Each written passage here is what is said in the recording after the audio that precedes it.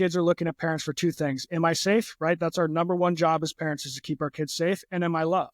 And I think a lot of times we as parents get pulled into the world of performance and athletic performance, where whether it's grades in school or how good little Timmy did in his t-ball game, there's a sense of pride that comes up for us. And we want to, whether that's brag to our friends or post it on Instagram or whatever it is, there's always this temptation for us to celebrate the achievement versus the effort. Welcome to the Parenting Athletic Kids podcast. My name is Travis Rogers. I'm a mental performance coach and the father of two athletic boys. Through this podcast, I hope to deliver actionable strategies that you can implement to help your son or daughter optimize their personal and athletic growth. I also hope these conversations help you enjoy the ride. If you find this podcast useful, please be sure to like, share, and follow. Today's guest is Travis Snider. Travis is a former first-round draft pick who spent 16 years in professional baseball, with 8 of those years being in the major leagues. Throughout his playing career, Travis experienced high levels of mental and emotional stress. The stress led to panic attacks, a lack of confidence, and invariably a withdrawal from the game. Since retiring, Travis launched 3A Athletics, a company focused on fixing the broken culture of youth sports. In this podcast, Travis shares his story and talks about how parents can help their sons or daughters best navigate the world of youth sports. Here we go. Travis, man, welcome to the podcast. It's great to have you. Super excited about this. We're doing a lot of the same things, and I want to get your angle on the parenting athletic kids stuff. So welcome to the podcast. Great to have you. Thanks for having me, man. I'm looking forward to it. Love it. Tell us a little bit about you before we dive into the whole parenting things and the athletic kid things. Tell us about you, your background, how you kind of got into this. Yeah, at the time of this recording, 36 years old, turning 37 next month. I got 3 little ones, 8, 5, and 3. So I retired from Major League and minor league baseball in 2021. I've been home now as a dad, coaching Little League, and re-immersed in the world of youth sports, and quickly realized what you're working on with your business and in your book is how difficult it is to be a parent at this time in the world of youth sports and how crazy things have gotten. So as I finished up my Major League career and spent a number of years in the minor leagues, it was a really tough experience for me in the mental, emotional side to really figure out what my worth was outside of being a baseball player. And I didn't achieve that goal after getting sent down or released in 2015. I played another 5 or 6 seasons trying to get back to the big leagues. And I spent, years grinding through the minor leagues, played indie ball, had 3 children along the way, and realized it was time for me to go home and be a dad. It was time for me to go home and work through my stuff, the stuff that we talk about in this therapeutic process of being a first-round pick out of high school, making my major league debut at 20 years old, getting a chance to play parts of 8 seasons in the major leagues, which were all wonderful experiences, but I struggled mentally, I struggled emotionally throughout that journey, and never felt like I was able to live up to that potential, the potential I saw in myself and the potential the media and the people around me with the projections and the prospect rankings, all these boxes that I had checked throughout my amateur and professional career didn't really come to fruition. And I know playing 8 years in the major leagues is great. That's a wonderful accomplishment. I'm one of a very select group of people who have had that honor to do that. But I'm always somebody that's looking for the reason behind why I wasn't able to achieve those things. So as I was going through this process with my now partner, Seth Taylor, the author of the book Hero we'll talk about later, Seth and I were working through this identity crisis that I was going through and trying to figure out who I am outside of being a baseball player, how I can re-enter the space of being a normal person who doesn't get to fly around the world and drive around on buses and play baseball for a living, and be at home with my wife and be at home with my kids every single day and be the best version of myself. And I'll tell you, it hasn't been an easy road. My wife, if she was here, she would tell you it hasn't been an easy road, but it's something that we've committed to as a family and as a business at 3 Athletics, is really trying to help find ways to support and educate parents, coaches, and players in youth sports and how difficult that experience is, especially when the external pressures start getting put onto kids without allowing them to kind of grow and develop that identity at a young age outside of just the sports that they play or what they're good at. Really cool. So was that, as you're working through this, being out of baseball yourself, was that the foundation of why you started this business, why you're involved in Hero the book, is that you didn't have an identity. So is that what I'm hearing? Why this all? I would say this? Yeah, I would say my identity was I was a baseball player. Like I said, I was best player in the state from 9 years old to 18 years old. Capped that off with the state championship with all my buddies I grew up playing Little League baseball with. Had an incredible amateur career, not just personally, but collectively as a team. We won national championships, state championships, checked all those boxes to a storybook amateur career. Capped it off with a first-round pick and went and made my debut in Old Yankee Stadium at 20 years old. So really what I was known for was a football player and a baseball player. Football ended because of an injury in high school, committed fully to baseball, ended up getting the chance to go play professionally and really took advantage of it those first couple of years, and then started to deal with injuries, poor play, getting sent down to AAA. I've been sent down, more than a half dozen times. I've been released. I've been traded. I really went through the gauntlet of what Major League Baseball and minor league baseball has to offer. Spent a year playing for the Long Island Ducks, which if anybody's ever been to an independent baseball game, they're not Major League Baseball games, and the players know that, and it's not the same experience. So the ego, right? We talk a lot about in our stuff. My ego was just securely attached to this idea of being a baseball player. And as my career didn't stay on the track or the projections that I was going to play 10 years, make $100 million, bunch of all-star games, maybe be a Hall of Famer, I really started to struggle with who I was and what made me valuable outside of just being able to go to the field and put in the work. And that's something I continue to do throughout my career, is just try and grind through it. But as I was exposed to sports psychology, as I got to work with some of the most brilliant minds in baseball and then had a chance to meet Seth and start to go through a little bit different approach to the therapeutic process of like, what is this identity rooted in? What are your greatest fears, right? At that time for me, it was that I was never going to get back to the major leagues and that people were going to love me.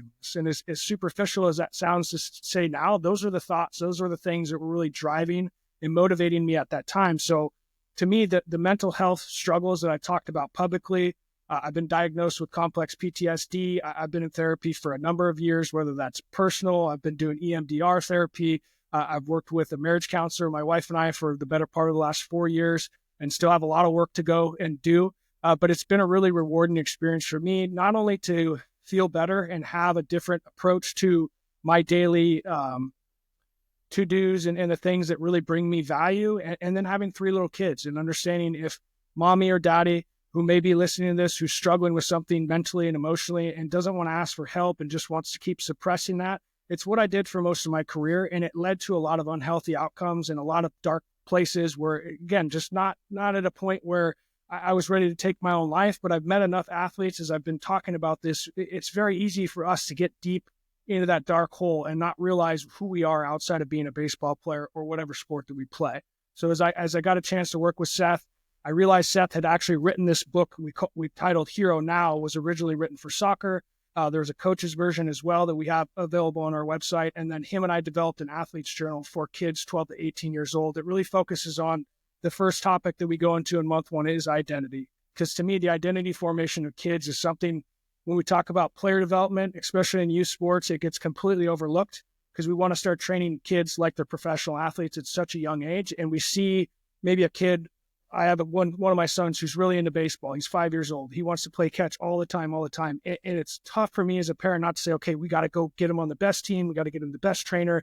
We want to harness this and give him the best opportunity to be a Major League Baseball player without realizing what he really needs is dad just to go out and play catch with him in the yard, and dad to be there by his side when we show up to T-ball or coach pitch and he's scared to go onto the field, and me not to shove him out there just because I feel like it's a bad reflection on me as a parent. So there's all these nuances that I'm going through as a parent, as well as being a coach. I've coached my older son for the last 4 years through T-ball and coach pitch, and I've seen just the amount of pressure parents feel, right? The fear of missing out, is my son developing slower than his group of friends? Is he going to get left behind? And it's very easy for us as parents to get caught up in that without realizing our kids are only 7 or 8 years old. But the way that the system has evolved and has grown over the last 10, 20 years is you got to start them young and you got to go hard, and you got to go hard year round. And I think that's one thing that I've learned through my multiple surgeries that I've had before I even graduated high school, to seeing what kids are going through as far as, year-round training and sport-specific stuff at such a young age. It's really taking the opportunity away from kids to just be kids and play sports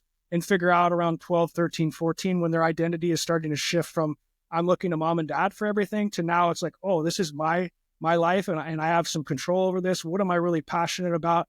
That's kind of that time where we as parents can come alongside of our kids and say, okay, hey, this is something you want to do. Let's find the best opportunities for you moving forward to give you the best chance of succeeding in the terms of achieving your goal, but understanding you can achieve the goal of playing Major League Baseball player, being a Major League Baseball player, but that's not going to fill the holes inside of you that a lot of us get caught up in thinking. Whether you're a professional athlete or somebody who's a high-level professional in the world of business, we tie our identity to what we do instead of who we are.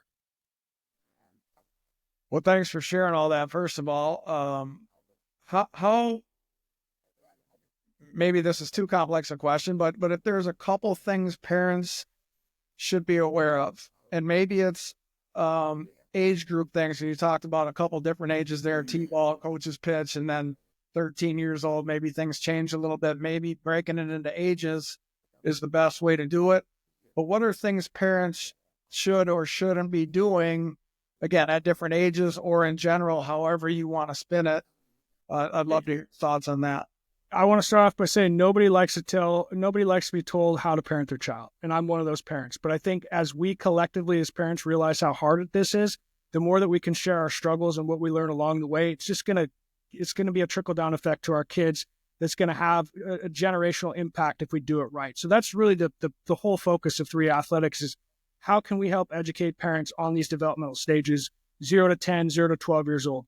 At this point in time, kids are looking at parents for 2 things. Am I safe, right? That's our number one job as parents, is to keep our kids safe. And am I loved?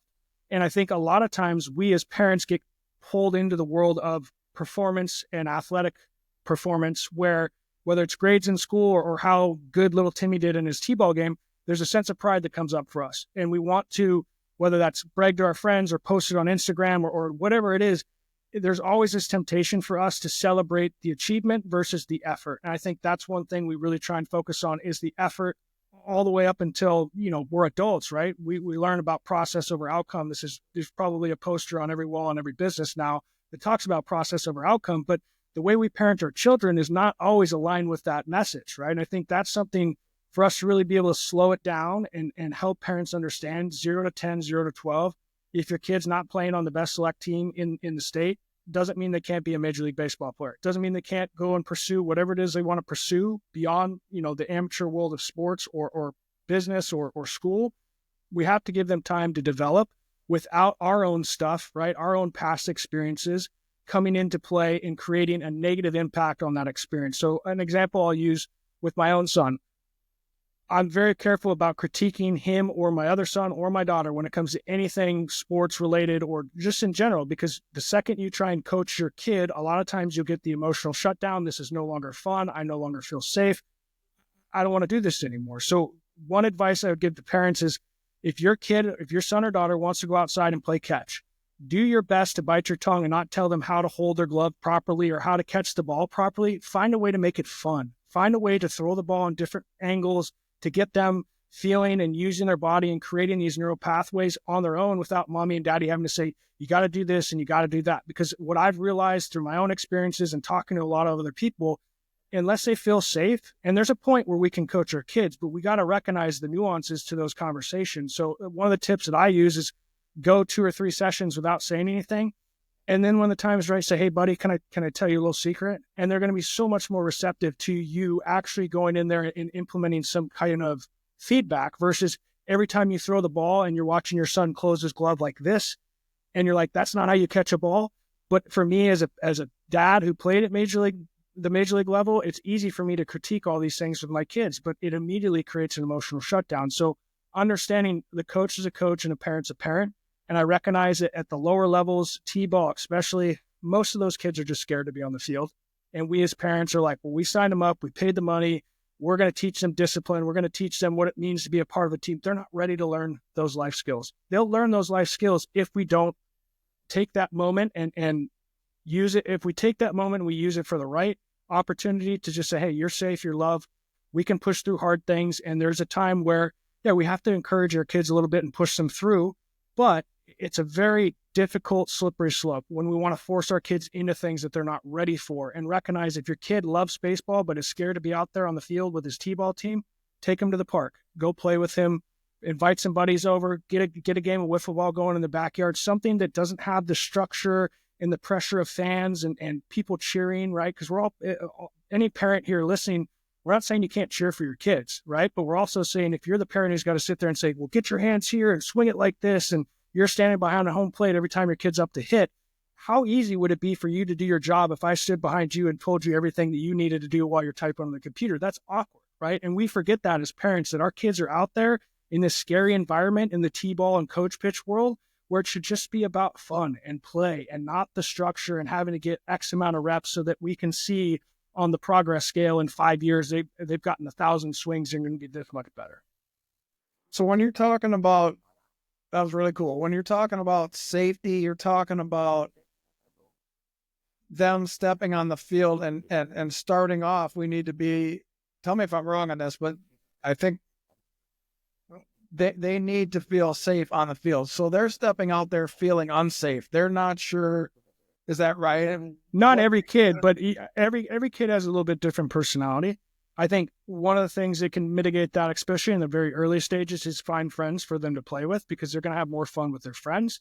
But there's also a point in time where it's going to be a good experience for them to go play on a team without their friends, right? When they get a little bit older into that 9, 10, 11, where it's like, hey, you're going to be just fine. And it could be even before this, right? But the way that we encourage them through that adversity, for lack of a better term, through that resistance that they're experiencing, without saying, oh, you're just being soft or you're just scared, get out there. You know what I mean? It's like, you have to acknowledge the feelings. You got to honor what they're experiencing, and then find ways to massage the conversation to say, hey, buddy, you remember that time you were scared to go up and do this thing in front of your class, and it felt really, really scary to you, and then you did it, and then afterwards you realized it wasn't that big of a deal. Those are the things that I try and lean on, encourage parents to lean on, is past experiences that your kid has been able to push through those things. But when you step onto a T-ball field, there are some kids that are just in their element and they love it, right? And then you have some kids that are kind of like, hey, this is cool, but I'm not really sure. And then you have other kids like, I want nothing to do with this, right? And I have 3 different versions of personalities in my household with my kids. So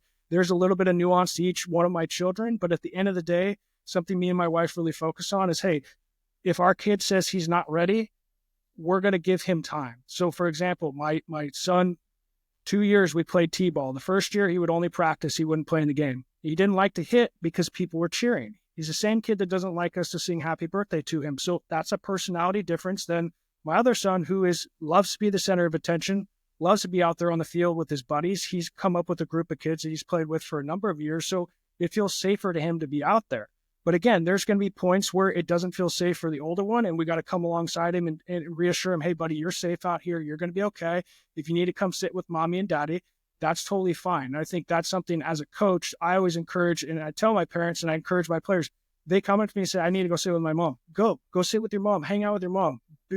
Get in that place where you feel safe. And when you're ready, come back out here. Instead of us feeling like we got to be out there for the 2 hours that we have set aside for these kids to go through the practice in the game, because at the end of the day, forcing them into those experiences is going to make them want to quit much earlier than if we're able to help guide them through that experience, support them through that experience, and reassure them that everything's going to be okay.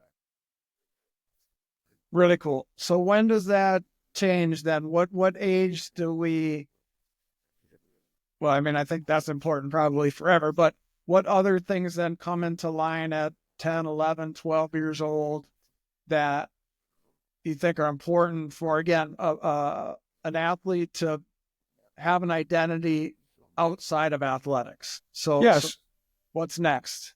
I think, and you can even start this, I've been doing this with my 8-year-old for 2 or 3 years, and I've learned so much just by opening this line of communication, by asking him what he wants to do. Now, not every 6, 7, 8-year-old is going to know what's best for them, right? But you can get some really good feedback on how they feel in certain situations, whether it be playing for a certain coach, or whether it be going from the YMCA basketball league to a more competitive basketball league. And again, we use this word competitive at 8U, which is very scary to me, right? Because the idea of competition at that young of an age then creates this fear of love loss, right? If we don't win, or I don't get a hit, or I make an error, now I have no value to my mom or dad. And that's something we as parents always have to be conscious of. If we're only supporting our kids when they're doing well, and then we want to critique and correct and coach the mistakes when they don't do well, how does that feel as a kid? Like, does that feel safe? Does that feel love? Or does that feel transactional, right? And you listen to some of the best coaches. Coach Saban's been quoted talking about, I had to learn how to go from being a transactional coach to being a transformational coach. How do you connect? How do you honor the feelings and the experience that the other person has, in this case is a child, and then be able to come alongside them and support them in a way that might not be natural to us. And that's why we've tried to provide the resource such as Hero and the content that we put out there, is because most of us parent from a place of instinct, and we parent based off of how we were parented, or, hey, my mom or dad never pushed me in sports, so I'm going to be really hard on my kid because I feel like I would have achieved more if they would have pushed me. Or, hey, my dad just crushed me all the time, so I'm never going to be that parent. There's all kinds of examples out there how our experiences of children affect the way we parent our kids. That's why it's our first exercise in our parenting guidebook is, what are your top 5 memories of playing sports with your kid? How do you think those affect the way positively? Because there's good, right? But there's also bad. And we have to be aware of those things and how they show up in those moments where we get emotionally triggered by something that our child does, whether it's, I don't want to go to the field today, I don't want to play, I don't like baseball, whatever it is. We get triggered emotionally, and then the response is it's not matching the person that we're talking to. It's coming from our own ego. It's coming from our own past experiences. So the other piece that I would lean on is the third exercise in our book. We call it listening with the heart. It's intentional conversation with your kid. And this is where talking to my son has been revelational for me to learn like how he actually feels about certain situations. So we have a scripted 7 or 8 question, take your kid to ice cream or somewhere safe. This isn't a conversation in the car ride home, right? Which I'm sure you talk about how delicate that moment is, but really understanding how you can ask questions about what's your favorite thing about playing baseball? What's your least favorite thing about playing baseball? How do you feel when mom or dad cheers for you from the stands? There's all these things that we just don't think about as parents to ask our kids. And some of us, maybe we do, and maybe we don't do it at the right time, but really creating a safe space to have that conversation where you ask the question. And as hard as it is as a parent to sit there and maybe listen to your kids say something you don't want to hear, that's ultimately what's going to help you become a better parent. So that's really what we're trying to lean into with parents is creating an open line of communication, building that trust with your child that even though you might not agree with what they're saying, but you can't sit there and devalue their feelings and their experience. Now you can help them find ways to reframe it, right? And find ways to work through it. But if we're just constantly trying to attack this thing head on without being able to use the side doors once in a while, it's going to create that resistance between you and your child. And I think what I've seen, not necessarily from my own experiences, I have plenty of other trauma that I've had to work through in my life, but I did have some instances with my dad too on the sports fields that I've had to work through as an adult and make sure that I'm not recreating that environment with my kids.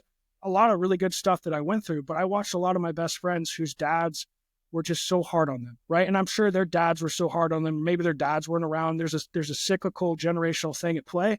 And those kids, by the time they got to be 15, 16 or 17, 18, could have been a Division I scholarship that they just said, I'm done. I don't want this stress. I don't want this pressure. This has been a toxic experience. No matter how many championships I won or how many times I hit 400, I'm done. I don't want to deal with this pressure anymore. And a lot of that stems from the childhood experiences between parent and child. And obviously coaches are a big factor in this too, in creating that healthy environment for kids to just go and experience the game.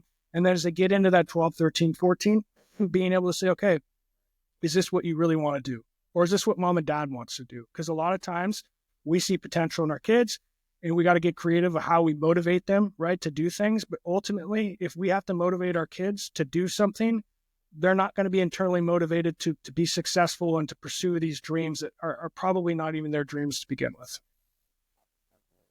Really good. So let's get kind of in the next stage. What if at that 13, 14, they say, Dad, yep, or Mom, this is what I want to do. What at that point, what changes, if anything changes, or how do we help them then navigate the next step? I think everybody's situation is going to be a little bit different. Obviously, the economical part of this, what we can afford as far as training wise goes. I think ultimately finding a great organization with great coaches that can help guide you through this process. And I think that's, it's a tough thing because youth sports has become so commercialized and there's so much corporate involvement in terms of how we build a big enough budget to afford these big organizations or how we run these big, tournaments where parents are paying thousands of dollars for the kids to go and play in these tournaments because they're going to get seen by college coaches. I think it takes some effort on the parents' part to do the research and really hopefully find people who are out there kind of bucking the trend in terms of we all have to do this, otherwise our kid's not going to make it, and find in your local community, whether it's people who have played at the highest level, and they're not always the right people to ask this, good coaches that have been in the area for a long time that have had players go through this process, maybe some parents in the community who have had kids that have gone on to play college sports or professional sports, and really trying to build a board of advisors for your kids, right? As they're getting into their teenage years, they're not only going to listen to mom and dad when it comes to life advice and things like that. So coaches become very important.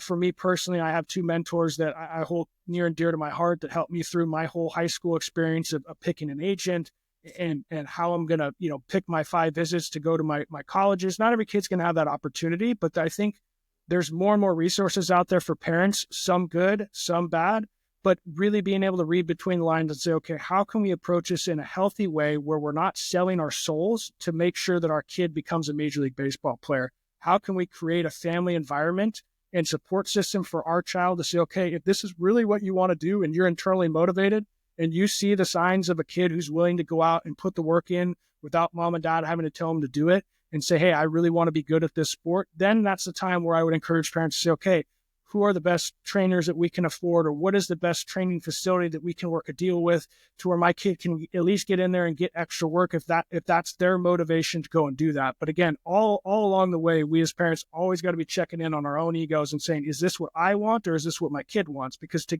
achieve the highest level, for it to be a healthy experience, and mine wasn't healthy, in so many ways, but my parents weren't the ones that were like, you have to go and play baseball. I was the kid who had the glove on his hand that was like, Dad, throw me 100 balls. Dad, throw me a bunch of pitches. Dad, throw me divers. Dad, let's go play like it was coming from me, not from my parents. And I think that's where it's tough as parents to walk that line and say, okay, how do we find ways to provide our kids with these opportunities? And I always default to just find a way to go play with them and make it not about the shame of losing and making an error, but like creating a healthy mindset around failure, learning opportunities, growth mindset, all these things that I'm sure parents that listen to your podcast and have been in this space understand. There's better ways to do it than just the ways that we were raised to do it. So you said there that's really cool. You said you were self-motivated, you were self-driven. So that wasn't one of the things that a path that your parents took you down, or what I don't know if you want to get into this or not. So if you don't, that's fine too. We'll go down a different path. But what do you think led you to having this, baseball only driven mindset? That's who I am as a baseball player. Can you talk about that a little bit? Yeah, 100%. Parents be like, no, there's no door I keep closing these conversations. So no worries there. For me, I grew up with a dad who played softball. So at a very young age, I was on the field around him, similar to kids who get to grow up and go to baseball fields with dads who play baseball. It was just something we were around. The Mariners were a great team. Ken Griffey Jr., Alex Rodriguez. The 90s were the best time to be a sports fan living in Seattle. Not only did we have that going on, we also had, I think what my parents did a really good job of was building a community of like-minded parents that wanted to keep their kids together through the 3 to 8, 9 years old stage, where it's just like, hey, we're just here as parents and our kids that enjoy playing with each other and make it as fun as possible. When we got to Little League and I made the first All-Star team when I was 9 years old, I think that was something nobody at that time really knew how to handle when we ended up winning the state championship as 9 and 10-year-old state championship for Washington State. And the next year we went back and took second. And then the next year we went and won state championship and went to the Western Regionals.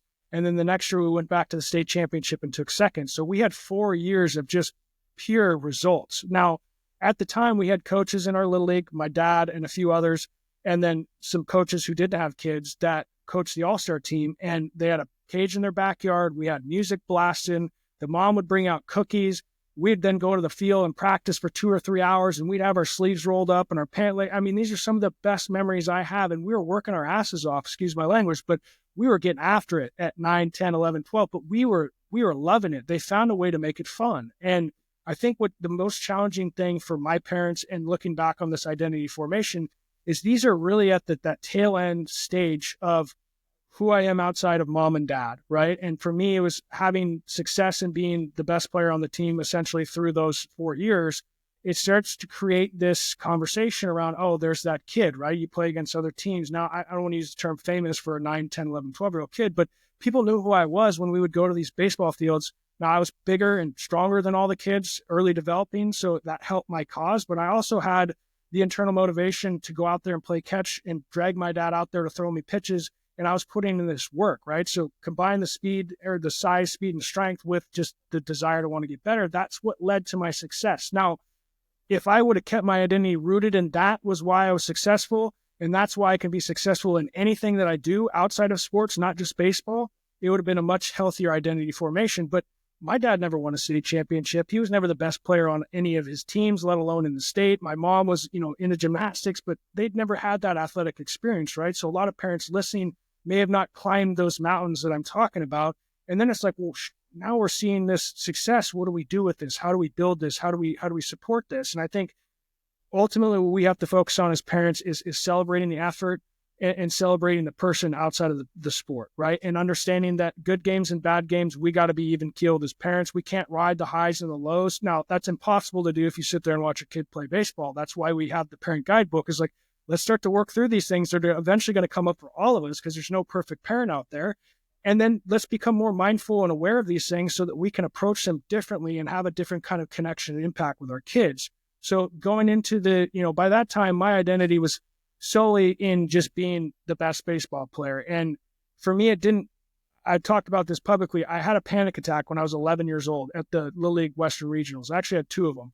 And this was throw a perfect inning, hit a leadoff home run, go out the next inning, couldn't throw a strike, cried myself off the mound. I'm hyperventilating in right field. I felt like the world was crumbling. I felt like I had let my team down, which, these are normal experiences for human beings, but that's a lot of pressure for an 11-year-old kid to feel, right? And I think I'm not trying to demonize Little League or the Little League World Series, but one thing I point out in some of my content, and we'll dive deeper into, is how many kids play in the Little League World Series and don't even go on to play high school baseball. Because every time they step on the field from that day forward, everybody knows them as a kid who played on the Little League World Series team. So we celebrate, right? We put this achievement up on the pedestal, and now a kid's standing up there, and my partner Seth uses this analogy all the time. It's like an elephant balancing on a pool cue.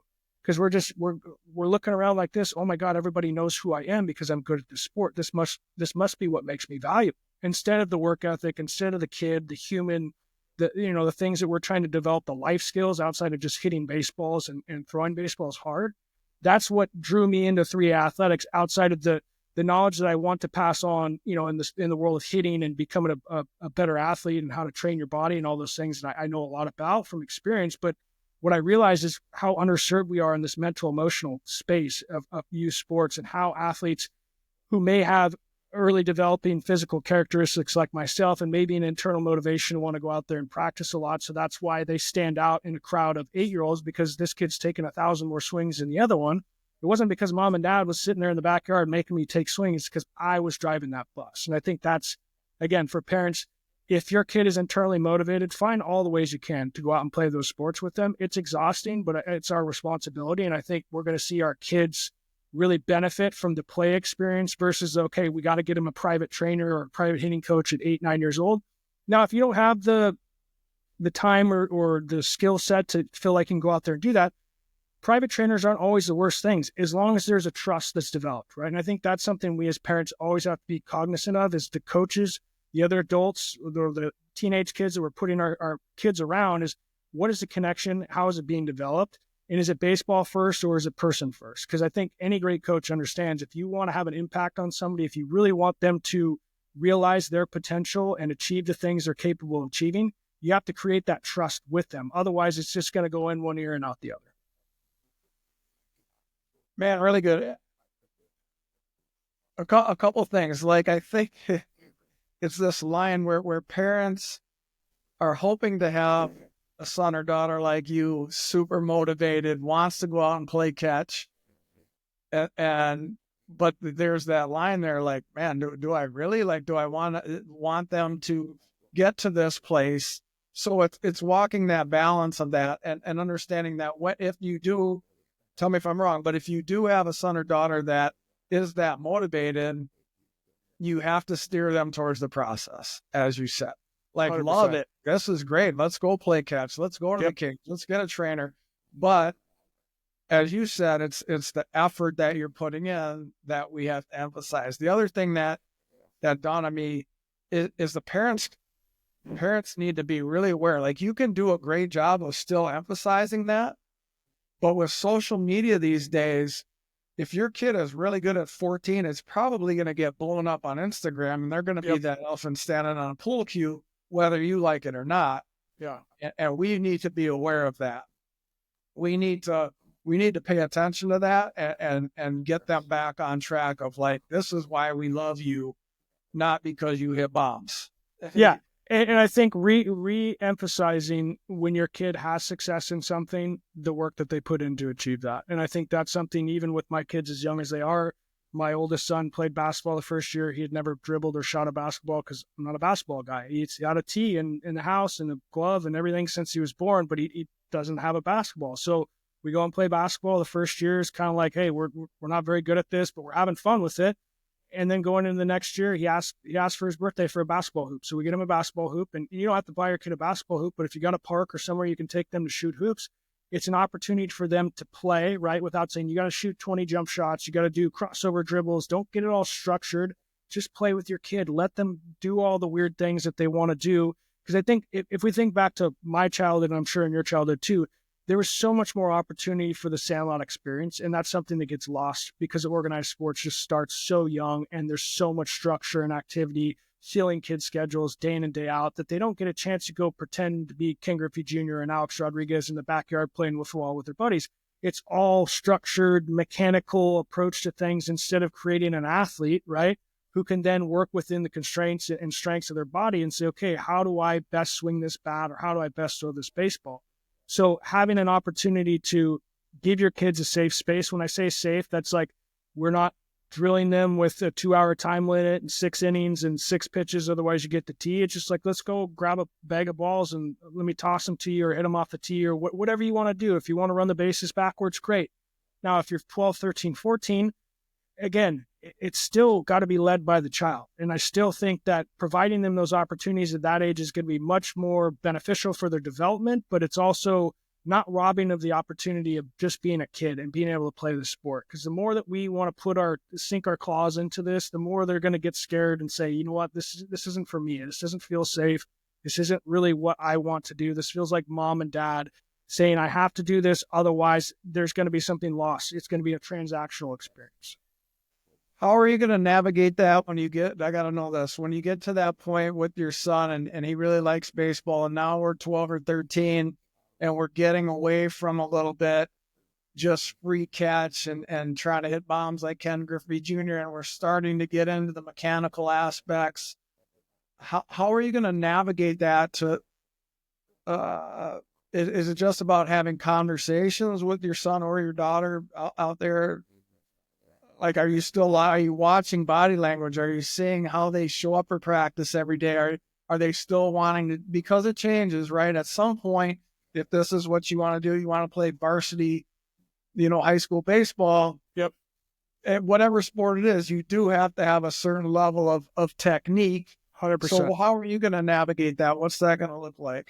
Gamify. And hopefully, again, I think coaches should do the coaching. And I think there are parents who have the skill sets and the knowledge and understanding to be able to help their kids along the way. But as I always encourage people to understand, you're a parent first and a coach second. Tiger Woods even talks about how he has to be very careful about what he says to his son when it comes to his swing in golf. And this is the best golfer in the world whose son is telling him, Dad, I don't want to hear it from you. Even though who else could you go to learn from, right? And I know Tiger's talked about all the stuff that his dad has taught him throughout the years, but you can also see how some of the downstream effects of his identity being tied to just being a golfer and what that led to in his personal life, how that can be misconstrued as he is the greatest golfer of all time, in my opinion. But there's also a lot of other baggage there, right? That I think as parents, if we could trade maybe a couple $100 million to not have our kids have to go through all that stuff, it might be a better experience for our kids. So for me, to get back to your question, doesn't mean kids can't go to practice and have structure. I just encourage away from that experience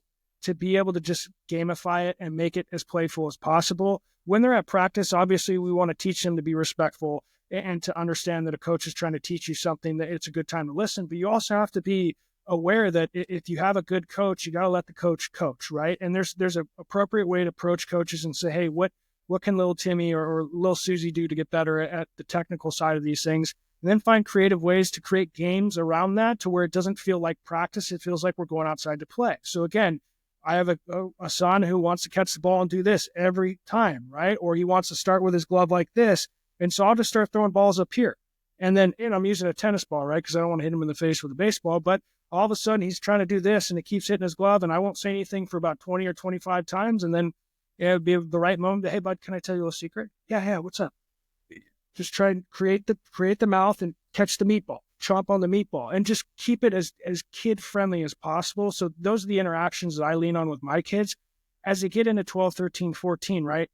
If they played organized sports for an extended period of time, there should be some basic level of athletic development, skill development that's taking place. But that's where getting into the right organizations and the right teams and the right training, whatever that means to you, and finding coaches who understand the value of quality repetitions with the idea of gamifying. And I think that's something that we'll hear more about over the next 5 or 10 years when it comes to player and child development. Is creating competition is a good, healthy thing, but we have to be careful about what the reward system looks like, because if a kid feels like I can never do this, I'm never going to be this, they're more likely to give up than they are to push through that. So finding ways to create an environment that's going to allow them to see progress, and for us as parents to always come alongside them and encourage the effort and understand that if we don't practice basketball all winter and we go out and we start basketball season next week and our kid hasn't practiced or played, as I like to say, at all, there's going to be a transitional period there where I can look to my son who saw the results after getting him in that basketball hoop, and he's out there and he's shooting, he's dribbling, he's practicing LeBron, crossover, step back, shoot. I mean, this is based off of Space Jam, right? So we're out there working on the Space Jam move. And it's just like finding those ways just to play with your kids in those moments instead of feel the pressure of like, I got to get them to take 25 shots a day for the next 6 months to teach them the perfect shooting form at 8 years old. I think, again, there's an athletic, natural experience that has to take place, and kids have to find these points where they're willing to receive that type of feedback more than likely from a coach than from a parent. And that's where it's on us as parents to try and find the best coaches and support system for those kids to design these drills and these experiences for them to get something out of it without feeling like I'm just not good at sports and I'll never be good at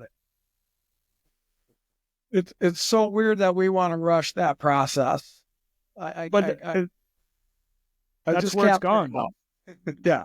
And then I guess it's comparisons, and it's keeping up with the Joneses or probably some other things, but man, the joy of watching your kids play wiffle ball in the backyard, like there's nothing like that. And then we mess that up a little bit talking about elbow slots and all these other things. And then, which again, the intentions there are not malicious. We're not trying to mess up our kids, right? It's what we learn as we get older. This is how growth happens. This is how we get better at something. But we got to recognize where we're at in these developmental processes. And I think you're talking about something there. Comparison is the thief of joy. And I think that is so much easier said than done, but it's so hard as a parent. And I talk to parents on my teams, whether your kid's got ADHD or maybe physically development, they're not as coordinated or they're not as athletic as some of the other kids on the team. And I just go put my arm around them and say, listen, you're not even going to remember this in 4 years. Okay. I understand it's not easy for any parent to see their kid who is not athletically developing with the herd, but it's also, there's some kids who don't start to figure out that coordination, and there's things that you can do. And if there's a serious, something that really needs, some type of physical therapy or some type of professional to step in and say, okay, these are some things that we can do through physical therapy to help improve this. There's a time and a place for that for sure. But it's also recognizing our egos as parents, that comparison that we're talking about, that fear of missing out, the keeping up with the Joneses. It's so easy to get sucked in that vortex that youth sports has become. And it makes it really hard for us as parents to enjoy this. And I think that's something a lot of parents that have gone through this that I've talked to is like, dude, just enjoy it. Don't make it more than it is. It's going to be gone before you know it. Whether it's sports or just parenting, right? It's going to go quick. I can't believe my oldest is already 8 years old. He's going to be out of the house in less than a decade. It's crazy, right? But we're at this point where we're trying to decide if we're going to do coach pitch / kid pitch or kid pitch / coach pitch. And we got some friends on the team that maybe aren't quite as developed as he is. And in the same token, if we go and play flag football, he's maybe not one of the best players on the team. He's not getting the ball as much. There's some really good learning opportunities in those conversations too. And I think that's something I'll encourage all parents. Most kids aren't going to be great at every sport that they play. They might find one or two, but playing some of the other sports that they're not as great at from a physical and athletic development standpoint, I'm all in on that. But the learning opportunities there to reassure them, hey, bud, if we're not getting past the ball very much in flag football, what do you think we could work on to get better? Oh, well, we could play catch. Okay. I'm not going to tell you we need to play catch, but now all of a sudden you're asking me to play catch 3 or 4 times a week. We're planting these seeds and we're allowing kids to say, okay, when I do put in the work, I see the results. It doesn't mean I'm going to be the best player on the field, but the process over the outcome, celebrating that over the achievements. And it's very hard. It's very hard when we start to see our kids excel at things, or we see other kids excel at things and feel like, okay, what did I do wrong as a parent? Because I think most of the time we as parents live in this place of shame and guilt, like we're not doing enough when we're probably doing too much in some areas and not doing enough in some others. So it's just being able to, check in with yourself and take these steps back, whether it's quarterly, annually, and just do some self-reflection and say, okay, what do we really want to accomplish here? I want my kid to love the sport when he's 15, 16, 17, so that if he is serious about it, we can go all in on it, in the sense of we're going to give him every opportunity to go out there and get the help that he needs and the guidance that he needs to get through it, but not put it all in and say, if this doesn't work out, you're a failure. Really cool. Travis mentioned the growth mindset a while back in this, and parents, I don't think I've talked about that enough in my podcast. I do have a chapter in my book talking about it, but as you're talking through all these things, like if you can understand and implement and help your son or daughter implement the growth mindset, it covers about 90% of these things that we're talking about, and understanding the process over the outcome, and how if I put in effort, it'll take me as far as it can take me, and all those kinds of things. So if you don't know much about that, dive into that. Carol Dweck, Mindset, fantastic read. I read that, and I was in my 20s, so I hadn't had kids or even thought of kids at that point, but I was struggling mentally with what I was going through as an athlete. And again, so much of my self-worth was tied to my achievements, not to my effort, not to that dog inside of me that was willing to wake up and do the things from a young age that all the kids that were around me weren't willing to do. And that's what led to the success that I had. And once I got away from that understanding of that's what's going to make me successful, and I started to listen to all these people tell me how good I was, and the reporters saying that I'm going to be this, and that scouts are telling me I'm going to be that. And that's where, if your kid is having success, whether that's making the varsity team at a young age, or maybe they get a Division I scholarship opportunity, recognize that these are all steps where we got to take a step back and make sure the identity formation is not getting tied to that. Because I know if you commit to a Division I school and you're still playing high school baseball, every time you step onto that field, everyone's going to say, oh, that's the guy that committed to that school. That's the guy that's committed to that school. And now that's an external layer of pressure that we don't recognize as parents. Our kids carrying that every time they step on the field. And that's a lot for a 16, 17, 18-year-old kid to have to carry and then go out there and feel like I'm anything other than the kid who's committed to go to this school. And I think that's something I've seen it play out with family members in my own family. I know for me, once I got to the major leagues, it's like, okay, I'm this Major League Baseball player. I'm 20 years old. The only other guy in the big leagues was Clayton Kershaw. Little bit different career paths him and I have had. And he's still doing it, right, at the highest level. Whether he plays again or not this year, he's had an unbelievable career. But I would venture to say Clayton had a much different foundation of his identity going through this process. And I'm sure his parents and the community around him understood that, it's not just Clayton Kershaw, the baseball player, it's Clayton Kershaw that makes the baseball player. Really, really good. Really good. I have 2 kids that are both playing college baseball now. So what you say really resonates. It certainly is. Parents, we want these accolades and we want all these things. But it does add a whole new level of pressure. So be careful what you wish for. Again, these things are great, but you have to definitely have perspective as you're going through that, and help your son or daughter to have perspective. But it starts with us. If we don't, our son or daughters it's going to be really tough, right? And that's why you wrote your book. It's why we have our book. That's why we focus on parent education as much as we believe in our Athletes Journal and helping the kids develop this awareness at a younger age of what my identity is. What is a conscious and subconscious mind? What are different mindsets that I experience? What are triggers, right? What are these emotional moments, whether that's signing that letter of intent to go play college baseball, or that's, hey, I'm trying to make the varsity team and, maybe I'm getting a tough time from some of the upperclassmen. How do we deal? All these things are great learning experiences for our kids. If our kids are achieving things and having success, it's really important for us as parents to take that step back, zoom out to the 10,000 foot view and say, okay, what are some things that I'm not thinking about that could be taking place underneath the surface with my son or daughter and their mental, emotional experience? Because it's really easy to ride the highs. I tell you what, I rode that wave all the way to the show, and I'm flying on a private plane at 20 years old with a suit on, ready to go party it up in Toronto on my first off day, because at 20 years old, you could go drink. And I'm thinking I have achieved the world of what I've been set out to do here, when there was a whole lot of unfinished business, right? And I started to really tie that to my achievement at that point, instead of the work that I put in to get there and the work that it's going to take. And you listen to the great ones that talk about this in all sports. There's a level of commitment, discipline, and execution, but it's also being able to ride those highs and ride those lows and maintain that center of gravity. And I think that's where the pool cue elephant example we used earlier is, just be aware when your kids are having success. It's good to celebrate that success, but it's more important to really focus on what got them there, that work that they put in, and the emotional attachment that we want to make sure is not becoming unhealthy for them to separate who they are from what they do. Super powerful. Tell us, we'll start wrapping it up here.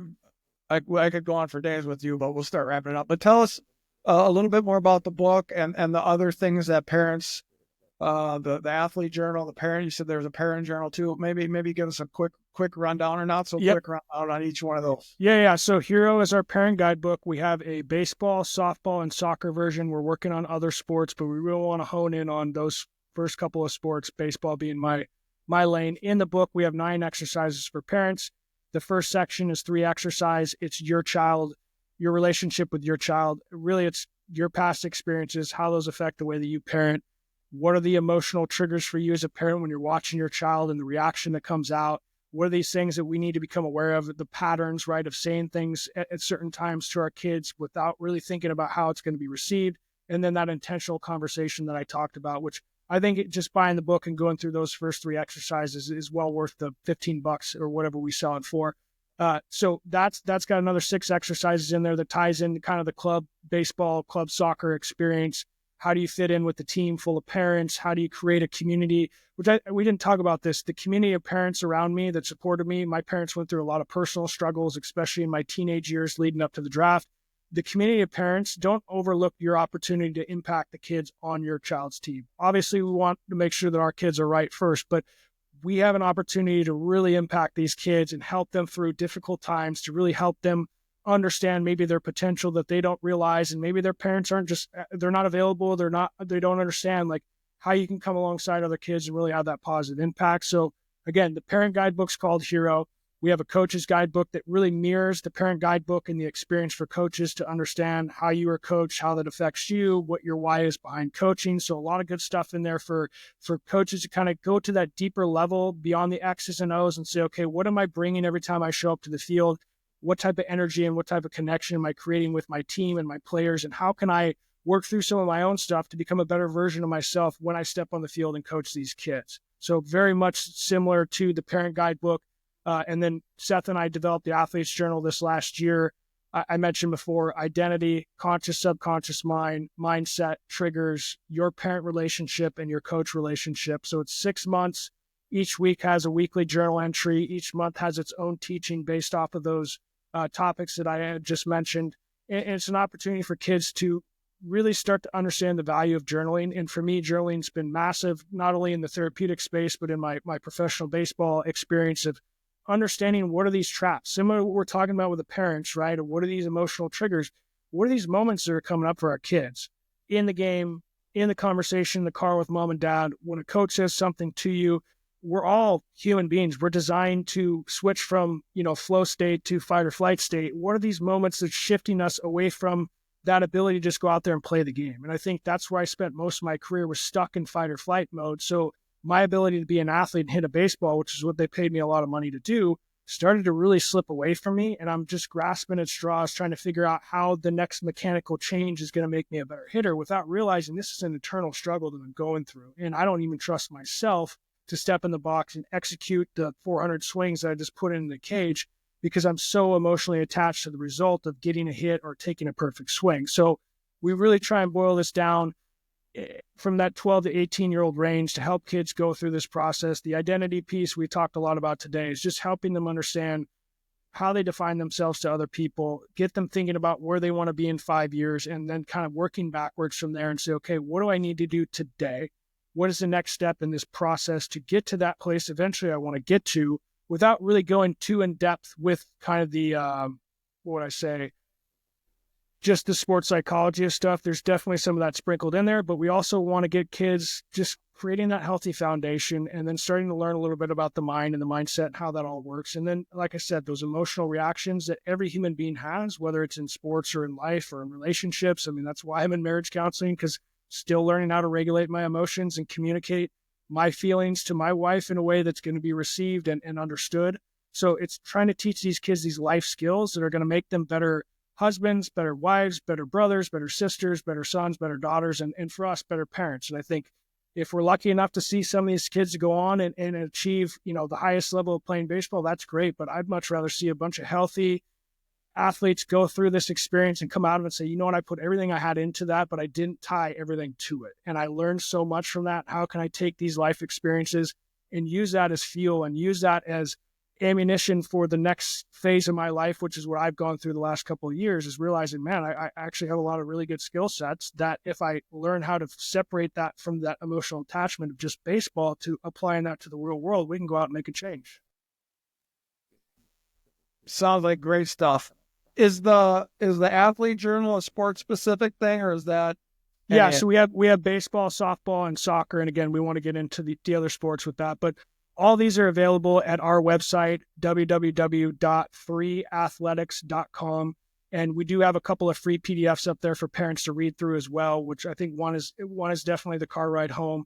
And the other one talks about performance anxiety. So it's, just a quick one sheet for parents, just food for thought. Just get us thinking about not just winning tournaments and being the starting shortstop and hitting third in the lineup, but what are these things that we as parents are experiencing that make the world of sports such an emotional roller coaster. And I think the last thing I'll encourage parents to understand, when you watch your kid play youth sports, you're not watching your favorite professional team. So understand the separation and the energy and the emotion that we bring. You want to yell and scream at the TV at your favorite players, by all means, they get paid to do that. Go ahead. But understand that your kids aren't getting paid to do this. And if we want to create this healthy relationship with the game, we got to bring that energy forward. Man, I love it. Really great stuff. I hope we stay connected. Parents, I just a lot of amazing stuff. I hope you check out the book and get your athlete. I talk about journaling in my book a little bit. Super powerful stuff. So Travis, man, thanks so much. Any parting words, parting messages before we wrap this baby up? I appreciate what you're doing. Let's keep fighting the good fight. Again, parents, I can tell you, Travis and Travis are not perfect parents. We've made plenty of mistakes, but we're also realizing, sooner or later, whenever it is, I don't care where you're at in this process, we can all get better and we can all repair damage that's been done, and we can all change the way we go about this thing for our kids to have a healthier experience and be healthier adults when they grow up, when they're done playing sports. Awesome. Well said. We'll wrap it up on that. If you'll just hang on the line for 2 seconds. No worries. Maybe uploads, and then I'll cut you free. Thanks again so much, Travis. Appreciate you, man. Of course. Thank you for tuning into the podcast. Please be sure to like, follow, and especially share the podcast. If you want more information on strategies that you can use to help optimize your son or daughter's athletic experience, please check out my book, Parenting Athletic Kids. It's available on Amazon. Thanks again, and we'll be back with another podcast really soon.